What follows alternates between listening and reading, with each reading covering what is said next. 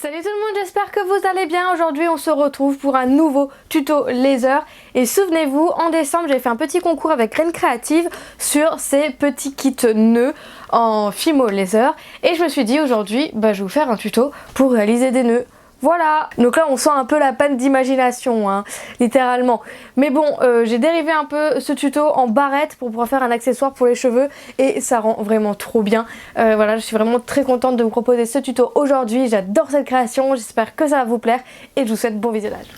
Donc je vais commencer par ouvrir ce petit kit et vous allez voir qu'il est très complet. Voilà, ça suffit largement. Donc déjà on a la première couleur qui est le rose numéro 249, des petites pinces pour mettre en broche, le petit prospectus des conditions d'utilisation de la Fimo et en dernier ce petit dépliant du coup avec le modèle, le patron et toutes les étapes. Il n'y a aucun texte, ce ne sont que des images et elles sont vraiment très compréhensibles. Donc déjà je vais commencer par découper tous les patrons. Donc en tout il y a 6 pièces pour faire 2 nœuds de différentes tailles, un grand nœud et un plus petit. Donc vous l'aurez compris, il faut 3 pièces pour réaliser un nœud. Donc je découpe tout autour en suivant la barre noire en fait, la ligne noire.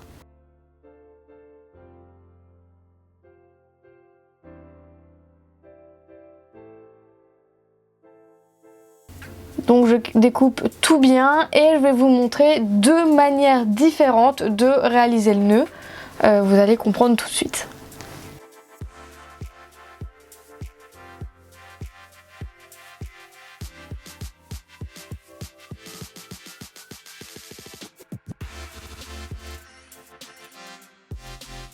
Donc voilà, nous avons les 6 pièces. Ensuite, vous allez prendre votre Fimo laser rose ou d'une autre couleur si vous le souhaitez. Et je vais commencer à la chauffer pour la ramollir, même si elle n'est pas très dure. Je vais prendre mon rouleau pour l'aplatir. Vous pouvez aussi utiliser une pasta machine si vous le souhaitez. Et en fait, je vais faire une grande plaque plutôt fine. Voilà, faut vraiment pas qu'elle soit épaisse. Et quand on regarde bien, on voit toutes les fibres de la Fimo laser. C'est trop joli, c'est trop beau et on voit toutes les fibres. Enfin, c'est trop bien. Et pour cette première façon de faire, en fait j'utilise le plus grand patron. Donc là ce que je vais faire, c'est que je vais couper la pâte tout autour.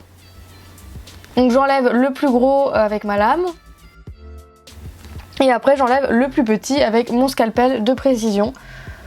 Donc ça c'est la première méthode que je vous propose, c'est de découper les patrons avant la cuisson. Et vous allez voir après, plus tard dans la vidéo, les avantages et les inconvénients de chaque méthode. Donc là j'ai découpe, mais puisqu'il y a des fibres, vous voyez que la pâte bouge et vous voyez qu'il reste toujours des petites fibres qui dépassent et forcément il faut retravailler derrière. Du coup là je lisse un petit peu les contours, c'est une pâte qui est quand même relativement molle. Et voilà, je vais mettre mes pièces de côté. Ensuite pour la deuxième façon, je réaplatis de la pâte, toujours assez fine. Et je vais mettre mes 3 autres patrons, donc les 3 plus petits pour faire le petit nœud. Là je les mets à peu près comme ça et je viens couper un carré avec ma lame. Et en fait je vais découper ces pièces après la cuisson. Une fois qu'on a votre carré et les 3 grandes pièces, je mets au four à 130 degrés pendant 30 minutes. Mais c'est beaucoup trop pour mon four à moi, le mien chauffe beaucoup trop. Du coup je l'ai mis à 110 degrés et ça a cuit nickel. Donc adaptez vraiment la cuisson en fonction de votre four. Du coup pour la seconde méthode, je reprends mon petit carré et je vais faire tout le contour des pièces avec un stylo. Et là je vais venir couper. L'inconvénient de cette méthode, c'est que ça fait des pertes et ça gâche de la pâte. Parce que vous voyez, ça fait des tout petits bouts qui ne sont plus exploitables après. En fait, ils sont trop petits. Et du coup, je trouve que ça gâche de la pâte. Mais vous avez une coupure droite. Elle est vraiment droite, c'est vraiment simple à couper. Moi j'utilise un ciseau à papier, un petit ciseau à papier et je découpe de la Fimo avec. Ça se découpe vraiment super bien et au moins on a une découpe droite mais ça fait des déchets. Donc après c'est en fonction de ce que vous préférez aussi. Donc voilà toutes nos pièces. Ensuite pour coller j'utilise de la colle forte Loctite. On la trouve partout, en grande surface, dans tous les magasins de bricolage. Voilà, on la trouve vraiment partout cette colle, même à Carrefour, à Auchan, à n'importe quelle grande surface. Et je vais mettre de la colle au centre du nœud pour replier les bords.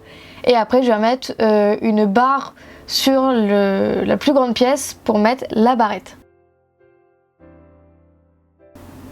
Donc dans le kit, c'était des embouts broches qu'on avait. Vous savez, les broches, c'est pour accrocher à vos vêtements. Moi, je préférais accrocher les nœuds aux cheveux. Je trouve ça plus joli. Mais après, vous pouvez évidemment mettre le nœud sous n'importe quelle monture de bijoux. Voilà, c'est selon vos préférences.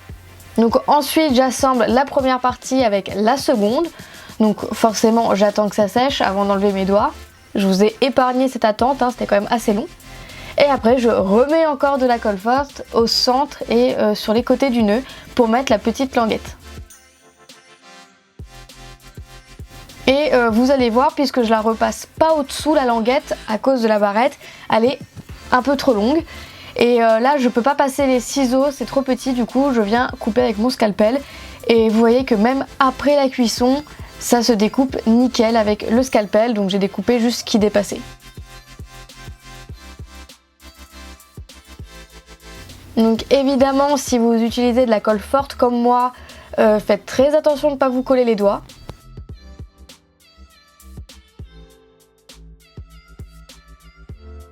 Donc voilà à quoi ressemble la grande barrette, et vous avez qu'à faire la même chose avec le petit exemplaire, c'est exactement la même chose.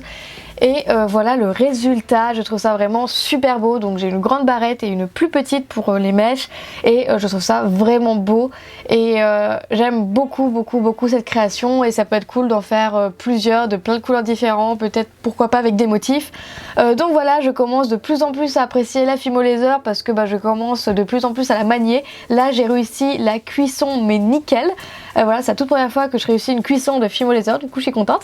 Si jamais vous souhaitez d'autres tutos avec la Fimo Laser, n'hésitez pas de me le dire en barre de commentaires. Et si vous voulez d'autres tutos en général, n'hésitez pas non plus à me le dire en barre de commentaires, je me ferai un plaisir de les réaliser. Sur ce, j'espère que cette vidéo vous aura plu et on se retrouve bientôt pour la prochaine vidéo. Salut!